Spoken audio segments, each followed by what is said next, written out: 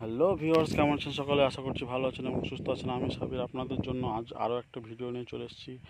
আজকে যে আপনাদেরকে দেখাবো বর্ষাকালে কি পরিমাণে পটল হতে পারে।